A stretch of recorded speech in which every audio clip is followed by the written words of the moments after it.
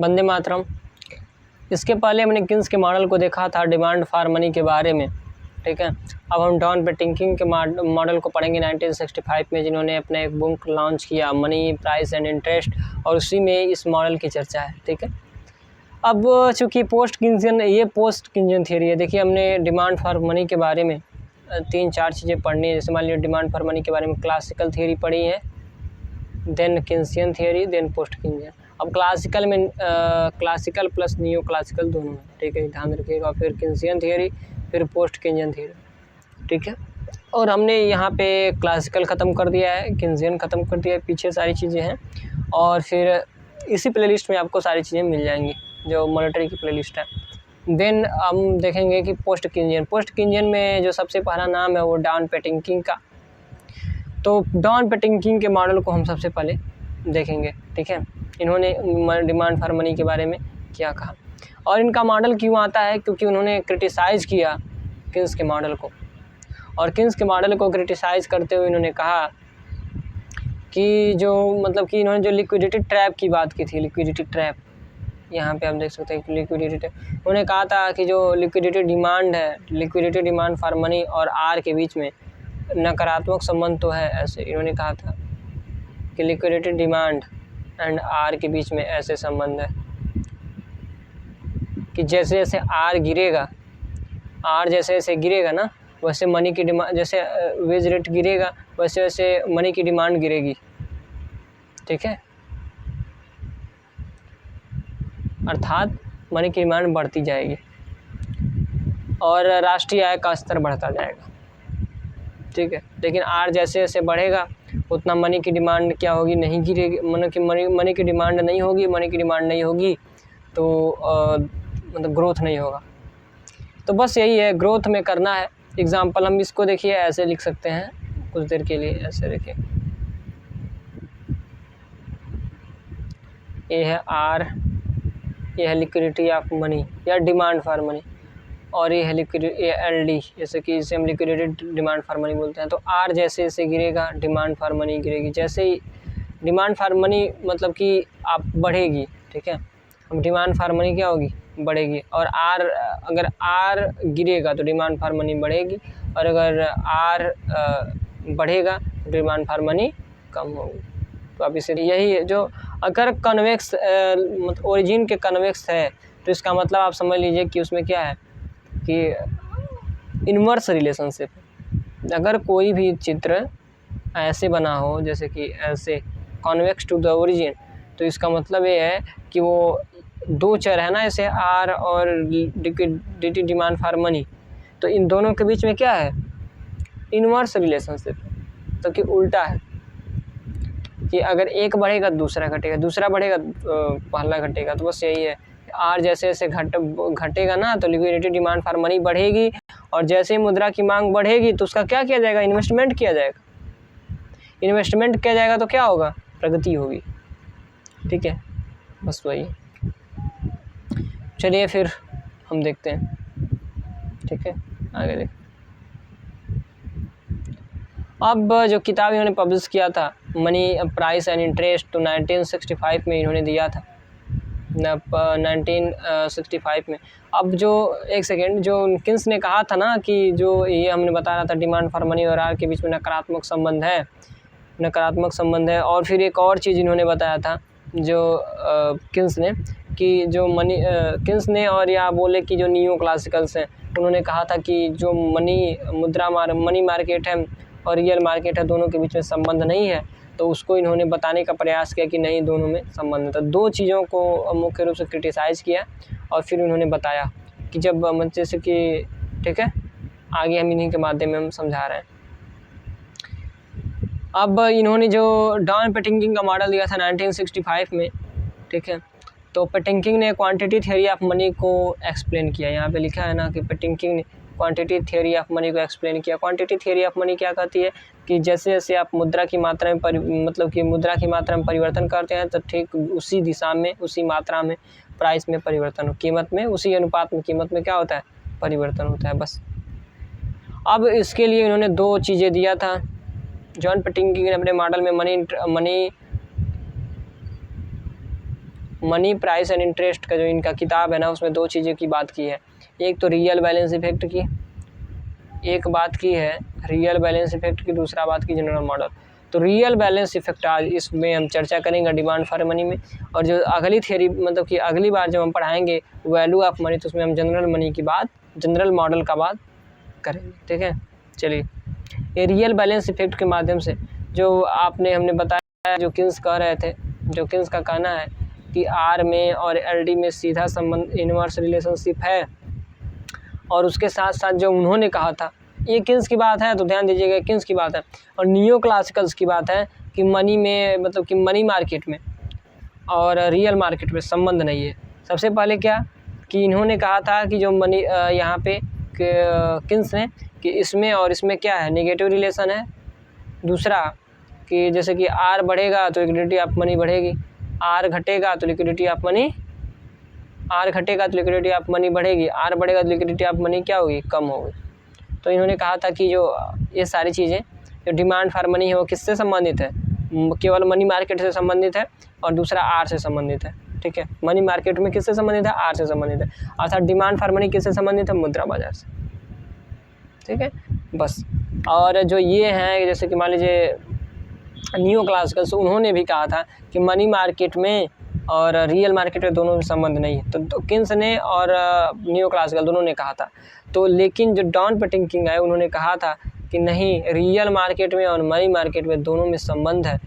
ठीक है, अर्थात R/LD में जो मनी मार्केट से संबंधित है और रियल मार्केट में जो चेंज होता है उससे दोनों में संबंध है, और उसी को इन्होंने किसके माध्यम से बताया, रियल बैलेंस इफेक्ट के माध्यम से। ठीक है, चलिए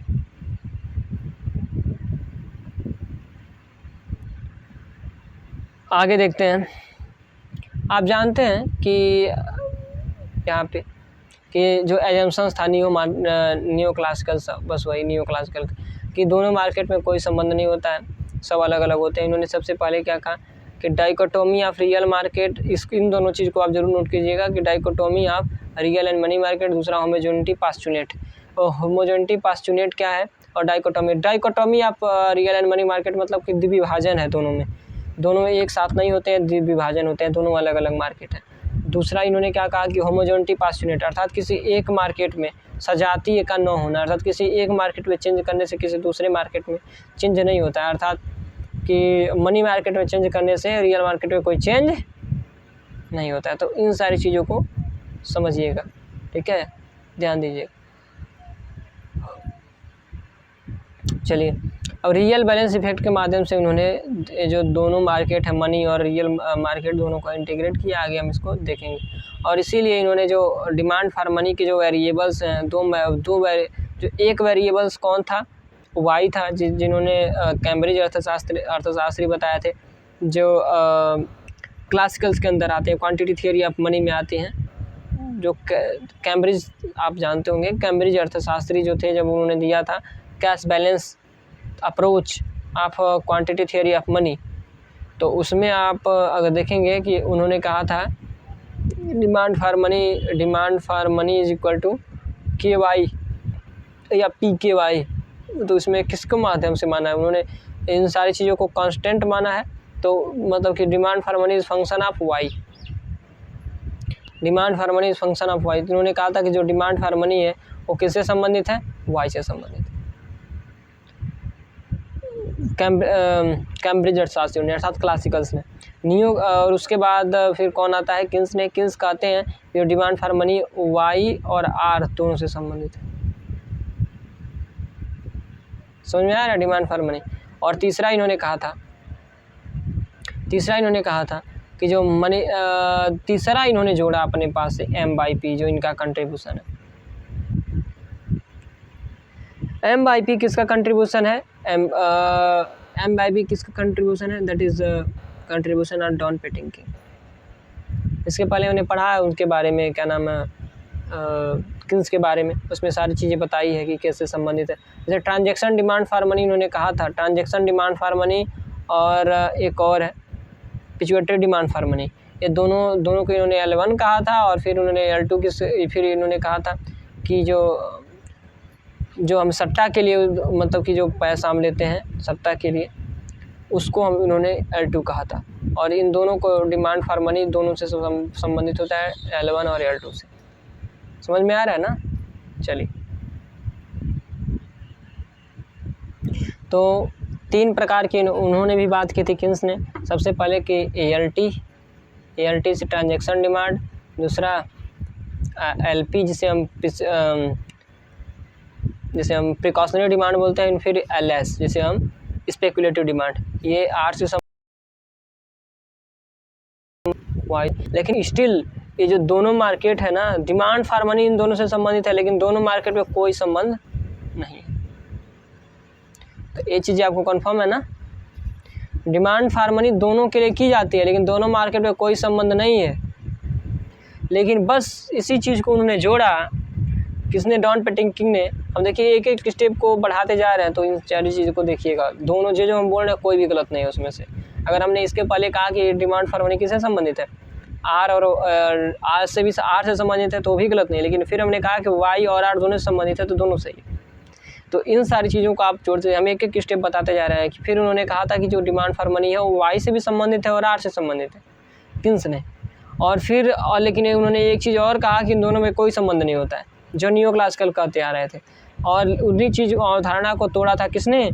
डॉन पेटिंकिन ने। और उन्होंने कहा था कि नहीं, डिमांड फॉर मनी एक और चीज़ से मतलब कि प्रभावित होते हैं, दैट इज़ MP अर्थात रियल बैलेंस इफेक्ट। और दूसरा यही क्या करती है, इन दोनों मार्केट को जोड़ती है आपस में, मनी मार्केट और रियल मार्केट।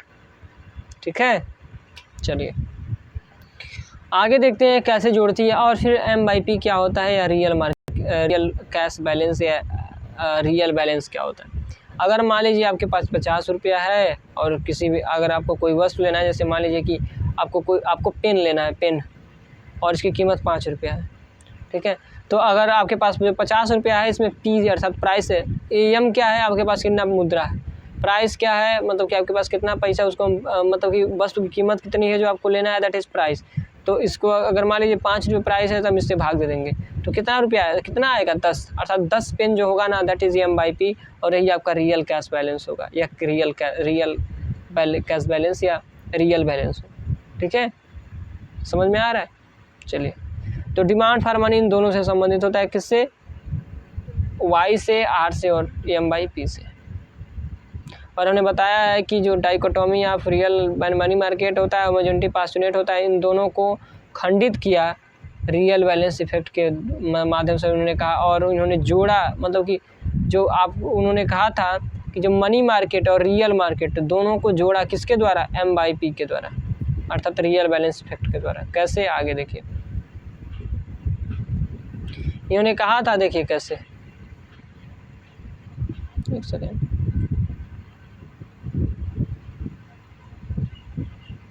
यहाँ पे देखिए, अगर मान लीजिए M बढ़ता है, अर्थात मुद्रा की मात्रा बढ़ती है मनी मार्केट में मुद्रा की मात्रा बढ़ती है, प्राइस बढ़ जाएगी।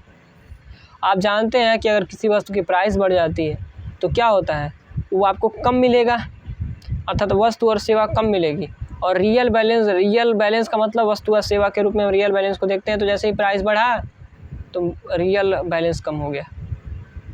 जब रियल बैलेंस कम हो गया तो किसी वस्तु की डिमांड कम हो जाएगी, डिमांड कम हो जाएगी तो प्राइस कम हो जाएगी। रियल मार्केट में हो रहा है ऐसा, प्राइस कम हो जाएगी, साथ साथ क्या हो जाएगा, वेज रेट भी कम हो जाएगा, अर्थात अनएम्प्लॉयमेंट बढ़ेगा। और उसी को इन्होंने कहा था इनवॉलंटरी अनएम्प्लॉयमेंट या अनएम्प्लॉयमेंट प्रेशर। ठीक है, उन्होंने कहा था कि जैसे कि उन्होंने क्या कहा था, जैसे कि किन्स ने, उन्होंने कहा था कि लिक्विडिटी ट्रैप आती है ना, हमने इसके पहले बताया था लिक्विडिटी ट्रैप, कि जो आर है और फिर यहाँ पे लिक्विडिटी डिमांड फॉर मनी है। तो एक वक्त ऐसा आता है कि जब आर सबसे कम होता है, आर 0 होता है, ठीक है, लेकिन आर 0 होता है, लेकिन फिर भी आर 0 होता है। एक सेकेंड, यहाँ पे इन्होंने इस प्रकार से बताया है दूसरे वाले में, जब स्पेकुलेटिव डिमांड फॉर मनी बता रहे थे तो वहाँ पे इस तरीके से, यहाँ पे वाई है, यहाँ पे वाई है, ठीक है, और फिर यहाँ पे आर है और यहाँ पे LD।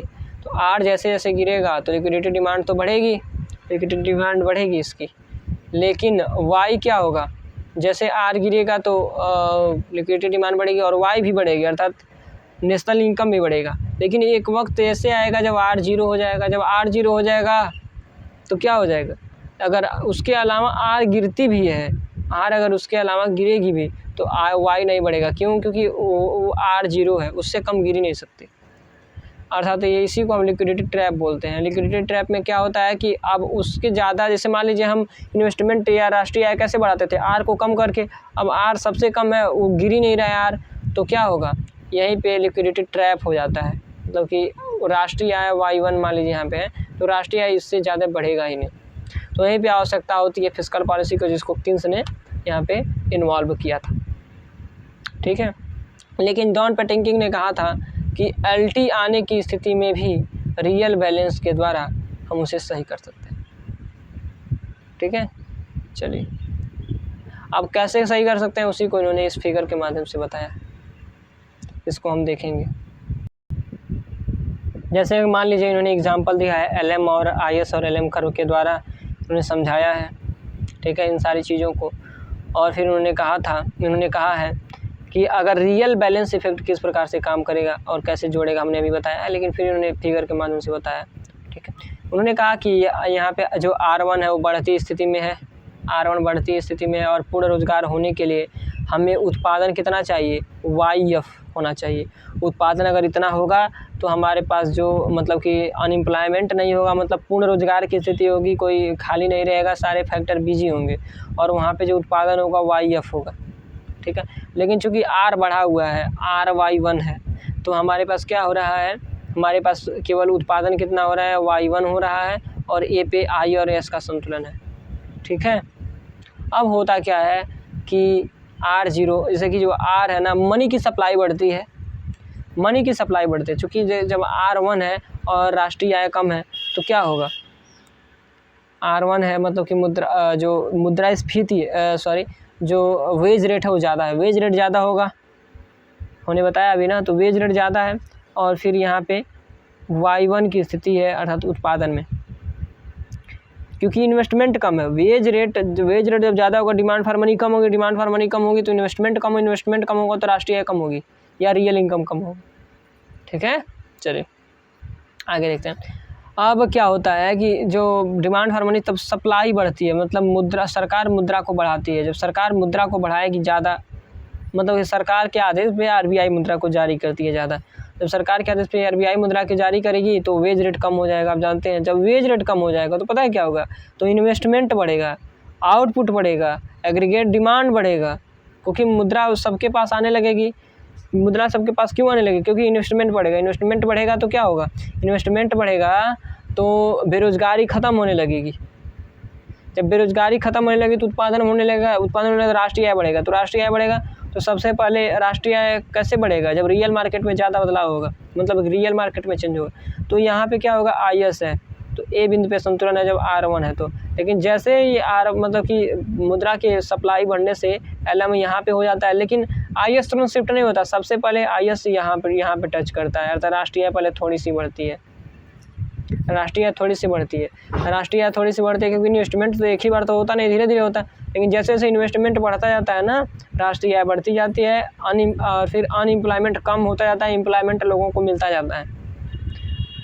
ठीक है, तो ये बता रहा है, आप देख रहे हैं ना कि चेंज किस में हो रहा है, मनी मार्केट में। इफेक्ट किस पे आया, रियल मार्केट पे।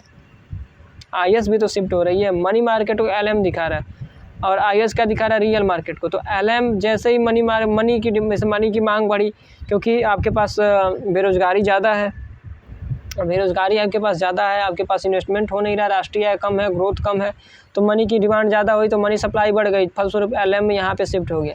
लेकिन IS तो अभी तुरंत नहीं शिफ्ट होगा, क्योंकि उसके लिए इन्वेस्टमेंट चाहिए, इन्वेस्टमेंट होगा तो लोगों को रोज़गार मिलेगा, तब ग्रोथ होगा, तब धीरे धीरे वो बढ़ेगा। इसीलिए जो IS है ना, वो सबसे पहले Y1 से Y2 बढ़ता है। IS सबसे पहले Y1 से Y2 बढ़ता है, देन वो दीर्घकाल में क्या होता है, धीरे धीरे YF हो जाता है। तो IS और फिर LM दोनों यहाँ पे हो जाते हैं, जहाँ पे R0 होता है बेस रेट, और फिर YF राष्ट्रीय आय की मात्रा हो जाती है, और यहाँ पे फुल एम्प्लॉयमेंट हो जाता है। चेंज हुआ मनी मार्केट में और रियल मार्केट में परिवर्तन हुआ। अर्थात अगर मुद्रास्फीति की मतलब कि लिक्विडिटी ट्रैप की बात है, लिक्विडिटी ट्रैप में की अगर बात है, और फिर वहाँ पे मतलब कि अब सरकार के मतलब के हस्तक्षेप के बिना भी वो सारी चीज़ें सलूशन में आ सकती हैं। वही स्थिति कहा कि जब हमारे पास ग्रोथ कम है, राष्ट्रीय आय कम है, बहुत सारी चीज़ें मतलब कि ठप हो गई हैं, तो फिर भी हम उसको क्या कर सकते हैं, रियल बैलेंस के माध्यम से सही कर सकते हैं। और फिर उन्होंने बताया कि किस प्रकार से मनी मार्केट में चेंज रियल मार्केट में चेंज करता है, और वो किसके माध्यम से बताया है, उन्होंने रियल इनकम के माध्यम से बताया है, EM/P के माध्यम से। ठीक है, चलिए देखिए यहाँ पे दिया हुआ है, यहाँ पे साफ साफ चीज़ें लिखी हुई हैं। यहाँ पे अगर R बढ़ रहा है मतलब कि R1 की स्थिति है, तो आप अनएम्प्लॉयमेंट ज़्यादा है, मतलब कि रोज़गार लोगों के पास नहीं है, वेज रेट कम है, आउटपुट कम है, राष्ट्रीय आय कम है, ग्रोथ कम है। ठीक है, किसके सारी चीज़ें कम है। लेकिन जैसे ही R घटाते हैं, मतलब कि मनी मार्केट में मनी की सप्लाई ज़्यादा करते हैं तो R घट जाती है, ये मनी मार्केट का फार्मूला है। लेकिन उससे क्या होता है, फलस्वरूप रियल बैलेंस चेंज होता है। जैसे ही रियल बैलेंस चेंज होगा, रियल बैलेंस जैसे ही चेंज होगा लोगों के पास, तुरंत इन्वेस्टमेंट बढ़ जाएगा, इन्वेस्टमेंट बढ़ जाएगा, फिर कंजम्पशन बढ़ जाएगा, उपभोग लोग ज़्यादा करने लगेंगे, और फिर तब जैसे उपभोग करने लगेंगे तो क्वांटिटी की मांग होगी, तो क्वांटिटी बढ़ेगा, क्वांटिटी बढ़ेगा तो AD की एग्रीगेट डिमांड बढ़ेगी, एग्रीगेट डिमांड बढ़ेगी तो Y बढ़ेगा, Y बढ़ेगा तो ग्रोथ बढ़ेगा। तो जिससे IS भी शिफ्ट होगा। सबसे पहले IS की जो मतलब कि कर्व शिफ्ट होगा, वो कहाँ से शिफ्ट होगा, IS शिफ्ट होगा A से B, B से फिर C पे जाएगा। अर्थात R जब बढ़ता है ना, R बढ़ता है तो जो नेशनल इनकम है वो कम होती है, R घटता है तो नेशनल इनकम बढ़ती है। मुख्य रूप से यही बताना चाह रहा है ये। ठीक है, दो कॉन्सेप्ट हमने समझ लिया, रियल बैलेंस इफेक्ट और फंक्शन ऑफ मनी। तीसरा concept money neutrality. Money neutrality क्या है, मुद्रा में परिवर्तन होने के बाद भी वास्तविक बाजार में कोई परिवर्तन नहीं होता है। दैट इज़ जैसे कि आय, ब्याज दर, लेवल ऑफ इनकम, शेयर में पता रिलेटिव प्राइस में भी कोई चेंज नहीं होता है। That is money neutrality.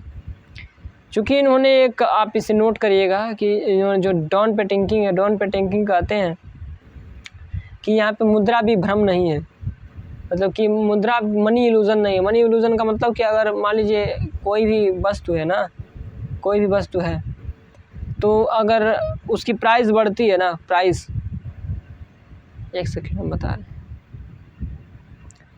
एक वस्तु है, मान लीजिए एक वस्तु है 2 रुपया की है, 2 रुपये, और आपके पास 10 रुपया है, तो आप कितना खरीद सकते हैं, 5 वस्तु खरीद सकते हैं, 5 वस्तु। अब अगले क्षण पता है क्या हो गया कि मुद्रा की, आपके पास मुद्रा तो 20 हो गया, लेकिन उस वस्तु की कीमत भी 4 रुपया हो गई। अब कितना खरीद सकते हैं, अभी 5 ही खरीद सकते हैं। लेकिन जो रुपया है वो 5 रुपया की तुलना में 20 रुपया है, तो आप ज़्यादा पसंद करेंगे, मतलब कि अब 5 रुपया की 10 रुपया की तुलना में 20 रुपया है, लेकिन फिर भी आपके ऊपर कोई प्रभाव नहीं पड़ता, फिर भी लोगों के ऊपर कोई प्रभाव उसका नहीं पड़ता है। क्योंकि जैसे ही आप किसी वस्तु की कीमत बढ़ती है, वो क्या करता है, मुद्रा की मांग ज़्यादा कर देता है। इसीलिए मनी इल्यूजन नहीं होता, मुद्रा की भी भ्रम नहीं होता। क्यों? क्योंकि यहाँ पे उपभोक्ता क्या है, एकदम मतलब कि एकदम ज्ञानी उपभोक्ता है, विवेकवान है, वो सब समझता है, इसीलिए मुद्रा विभ्रम नहीं होता है। तो इसको मान लीजिएगा कि अगर मान लीजिए किसी वस्तु की प्राइस बढ़ती है तो तुरंत मुद्रा की मांग बढ़ जाती है उतना खरीदने के लिए, तो फिर वो क्या होता है, मुद्रा विभ्रम नहीं होता और मनी न्यूट्रलिटी बनी रहती है। मतलब कि जैसे मान लीजिए कि, एक सेकंड, कैसे होता है, जैसे कि मान लीजिए कि R 0 है, ठीक है। इस फिगर में आप देख सकते हैं कि जो एक्स एक्सिस है, यहाँ पे इन्होंने R लिया है, यहाँ पे इन्होंने R लिया है, फिर यहाँ पे इन्होंने मनी लिया है, मुद्रा की मात्रा, ठीक है। तो मनी न्यूट्रलिटी क्या है कि मतलब कि मुद्रा की मात्रा में चेंज होने के बाद भी रियल मार्केट में कोई चेंज नहीं होता। जैसे मुद्रा की मात्रा में चेंज हुआ, लेकिन फिर रियल कैश बैलेंस इत्यादि कोई चेंज नहीं होता। क्यों नहीं चेंज होता, देखिए कैसे नहीं चेंज होता। ऐसे मान लीजिए कि R 0 ब्याज की दर है, उसमें मनी सप्लाई कितनी है, M 0 है, मुद्रा की मात्रा इतनी। अब क्या होता है कि मुद्रा की मात्रा को तुरंत बढ़ा दिया जाता है, मुद्रा की मात्रा तो बढ़ा दिया जाता है, तो पैसा आ गया, इकोनॉमी में ज़्यादा पैसा आ गया, लेकिन वस्तु वही है। जब वस्तु यही है ना, वस्तु वही है, लिक्विडिटी डिमांड, मतलब कि लिक्विडिटी, मनी की डिमांड नहीं बढ़ी, लेकिन मनी की सप्लाई बढ़ गई। जब मनी की सप्लाई बढ़ गई तो पता है क्या होगा, कीमत में बहुत ज़्यादा वृद्धि हो गई। कि आपके पास किसी मतलब लोगों के पास, जब जो लोगों के पास 50 रुपया था वो 100 रुपया हो गया। मनी की डिमांड मतलब कि मनी की सप्लाई बढ़ने से जो 50 रुपया था वो 100 रुपया हो गया, लेकिन वस्तु तो नहीं बढ़े, तो जो वस्तु की कीमत है वो भी दोगुना हो गया। लेकिन दोगुना हो गया, ठीक है, तो मुद्रा की विभ्रम की स्थिति उत्पन्न हो गई। लेकिन उन्होंने कहा था कि जैसे ही मुद्रा की विभ्रम की स्थिति उत्पन्न होती है, अर्थात कि मुद्रा ये बढ़ा, जैसे कि मनी है और फिर आर इस जीरो पे है, तो जैसे ही मतलब कि मुद्रा की और यहाँ पे बढ़ गया, तो लोगों के पास मुद्रा की नॉमिनल वैल्यू उनके पास बढ़ गई। जैसे मान लीजिए 50 रुपया था, उसके पास 100 रुपया हो गया और बहुत सारी चीज़ें। लेकिन प्राइस, जो वस्तु की प्राइस, वस्तु तो स्थिर होती है, तो जब मुद्रा ज़्यादा हो जाएगी तो वस्तु की प्राइस भी बढ़ जाएगी। क्यों? क्योंकि उसके पास पैसा, मतलब कि मुद्रा जो वस्तु है ना वो स्थिर है, लेकिन मुद्रा स्थिर नहीं है। मुद्रा को आपने बढ़ा दिया तो वस्तु तो उतना ही मात्रा में, तो उसकी प्राइस बढ़ जाती है। ये नेचुरल फिनोमेना है कि तुरंत प्राइस बढ़ जाएगी। जब प्राइस बढ़ जाएगी तो लोगों के तो क्या हो जाए, इसी को हम मुद्रा विभ्रम कर सकते हैं। लेकिन यहाँ पे इन्होंने चूंकि माना कि मुद्रा विभ्रम नहीं है, तो पता है क्या होता है, लिक्विडिटी डिमांड ज़्यादा बढ़ जाती है। पहले लिक्विडिटी डिमांड इतना था, ए बिंदु पर देखिए इतना लिक्विडिटी डिमांड था ये वाला, लेकिन जैसे ही मतलब कि मनी की डिमांड यहाँ पे चली आई बी पर, मनी की सप्लाई बी पे चली है, तुरंत मुद्रा की जो डिमांड है ना वो LD1 हो गई, मतलब कि ए वाला डिमांड फॉर मनी हो गया। तो फिर जो डिमांड फॉर मनी की डिमांड हो गई, जो जहाँ पे मनी की जो डिमांड हो गई, मनी की सप्लाई, जैसे कि जो न्यू सप्लाई ऑफ मनी और न्यू डिमांड ऑफ मनी यहाँ पे कट करते हैं, फिर ब्याज दर वही हो जाता है।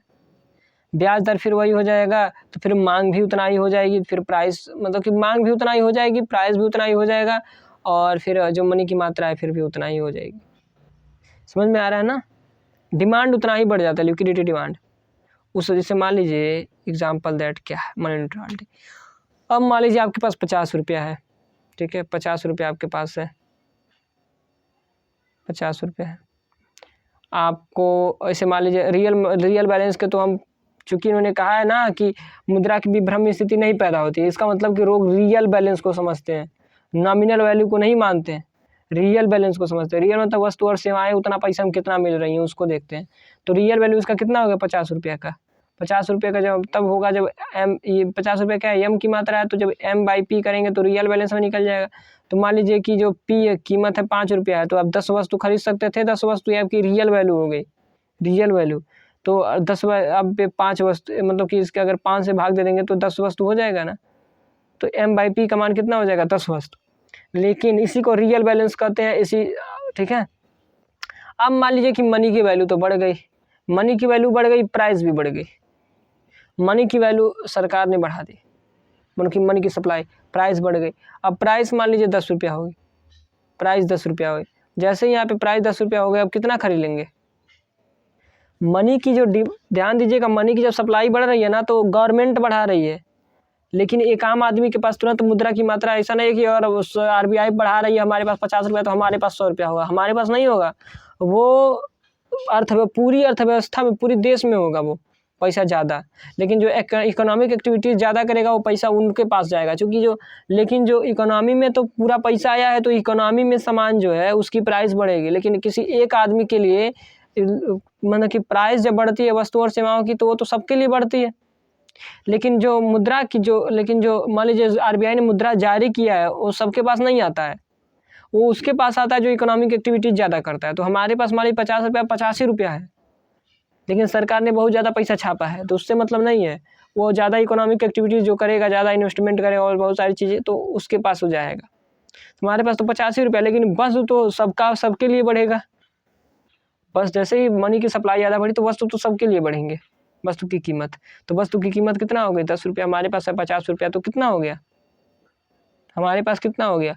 अब केवल 5 वस्तु खरीद सकते हैं, लेकिन 5 वस्तु खरीद सकते हैं ना रियल वैल्यू में, लेकिन यहाँ पे पता है क्या होगा, अब 10 वस्तु लोगों को खरीदना है, तो क्या करेगा, मनी की डिमांड बढ़ाएगा खूब ज़्यादा, और मनी की डिमांड इतना ज़्यादा बढ़ाएगा, मनी की डिमांड बढ़ाना है उसको, वो अपने मनी की डिमांड करेगा, और सरकार से नहीं करेगा, अपने मनी का डिमांड करेगा। मनी का डिमांड कैसे करेगा, कि वो और काम करेगा, तो मनी की डिमांड, जैसे मान लीजिए वो अपने मनी की डिमांड को पूरा करेगा, तो और काम करेगा, तो पैसा उसी के बराबर हो जाएगा, अर्थात जो 50 रुपया वो 100 रुपये के बराबर हो जाएगा। जब इकोनॉमिक एक्टिविटीज़ करेगा और 100 रुपये के बराबर हो तो वही जो 10 से 10 काटेंगे तो फिर 10 वस्तु के बराबर हो जाएगा। इसीलिए उन्होंने कहा था कि मनी का जो मुद्रा की जो विभ्रम होता है उत्पन्न नहीं होता है। और ये जो पूरा फिनोमिना है तो वेरी इंपॉर्टेंट चीज़ है, वेरी इंपॉर्टेंट। जो पूरा फिनोमिना है ना वो शॉर्ट रन के लिए जो उन्होंने बताया था मनी न्यूट्रलिटी का कंसेप्ट, मनी न्यूट्रलिटी का कंसेप्ट किसके लिए है? शॉर्ट रन के लिए। तो इसको ध्यान दीजिए। चलिए बस ये में और बहुत सारी चीज़ें जो लिखा है बस उसी चीज़ को समझाया गया है, तो पढ़ लीजिएगा इसको। आप स्क्रीनशॉट लीजिए, ठीक है। 1 सेकेंड। रियल बैलेंस इफेक्ट में क्या क्या पढ़ना था? 3 चीज़ पढ़ना था। डिमांड फॉर मनी का फंक्शन क्या होगा? तो फंक्शन क्या होगा डिमांड फॉर मनी का? तो फंक्शन होगा RY एंड M/P। M/P का कला अभी हमने देखा है, तो RY और उसके साथ साथ M/P, ठीक है। चलिए दूसरा क्या है? रियल बैलेंस इफेक्ट क्या होता है? M/P का इफेक्ट हमने देखा है कि कैसे रियल बैलेंस इफेक्ट काम करता है।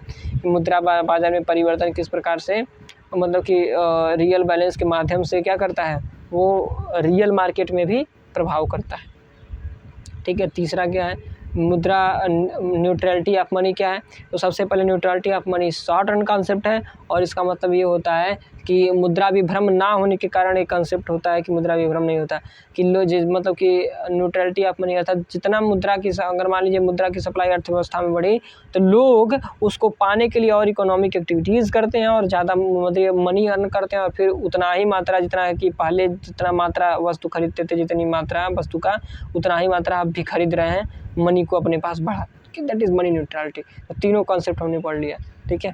और इसी से जो डॉन पेटिंकिंग का जो ये रियल बैलेंस इफेक्ट है या डिमांड फॉर मनी का कॉन्सेप्ट है, ये हमने समझ लिया है। आज के लिए इसमें कोई भी चीज़ अगर समझ में ना आए ना, जैसे कि मान लीजिए कोई चीज़ ऐसा हुआ कि आपको ना समझ में आए, तो तुरंत आप कमेंट में लिख दें, या फिर हम लोगों का जो अभी हमने ग्रुप तो नहीं बनाया, हम सोच रहे हैं टेलीग्राम का ग्रुप बनाया, लेकिन अब ज़्यादा लोग नहीं हैं जुड़े हुए, तो फिर हम आप लोगों को ऐड करते थे ना, आपको उसी से समझाते। खैर जो भी है आप कमेंट में करिएगा तो फिर हम समझाएंगे, ठीक है। चलिए अब आप इसको स्क्रीनशॉट ले लीजिए। सबसे पहला है, दूसरा पेज, नंबर 3, then 4th, then 5th, 6th, 7, 8 and it is last, ठीक है, ये वाला। इसको भी आप ले लीजिए, ठीक है। हमें उम्मीद है कि आप लोगों को सारी चीज़ें समझ में आई होंगी, क्योंकि देखिए अब कुछ ऐसे अगर आप सामने बैठे होते ना, जैसे कि अगर लाइव पढ़ाने में वो बात अलग है, क्योंकि लाइव अभी नहीं आ रहे हैं, क्योंकि अभी सब्सक्राइबर ज़्यादा नहीं है। जब ज़्यादा हो जाते हैं तो हम लाइव पढ़ाते हैं आप लोगों को। लाइव पढ़ाने में की बात ही कुछ और है। लाइव अगर पढ़ेंगे ना तो तुरंत जो भी डाउट होता है तुरंत सॉल्व कर देते हैं, लेकिन अभी हमको समझ नहीं आ रहा है कि हम कोशिश कर रहे हैं कि और बढ़िया तरीके से समझाएँ और बेहतर तरीके से समझाएँ, लेकिन चूँकि आप कैसे समझाने पे आपको समझ में आएगा, तो सबकी जो मतलब समझने की क्षमता होती है तो अलग अलग होती है। तो हो सकता है कई लोगों को तुरंत समझ में आ जाए, हो सकता है कई लोगों को ना समझ में आए, तो ये भी हो सकता है। तो आप इसको कमेंट बॉक्स में लिखिएगा, जिसको ना समझ में आए तो फिर हम उसको समझाने का प्रयास करेंगे। वैसे कोशिश करिए कि सब्सक्राइबर ज़्यादा बढ़ें। जब ज़्यादा सब्सक्राइबर बढ़ेंगे ना तो फिर हम लोग ऑनलाइन मतलब कि लाइव क्लास लिया जाएगा। लाइव क्लास में गारंटी हमारे, वैसे तो अभी भी हो सकता है कि आपको समझ में आए, लेकिन लाइव क्लास में गारंटी हमारी है कि आपको 100% समझ में आएगा। और इसमें भी आपको समझ में आ रहा होगा, क्योंकि हम बहुत ही छोटे सबको तोड़ के बता रहे हैं कि कैसे इफेक्ट होगा, बहुत सारी चीज़ें। रियल बैलेंस क्या होता है मैंने भी बताया, M/P होता है, ठीक है। चलिए आज के लिए बस इतना ही। हमें उम्मीद है कि आप लोगों को सारी चीज़ें बेहतर तरीके से समझ में आ रही होगी। धन्यवाद।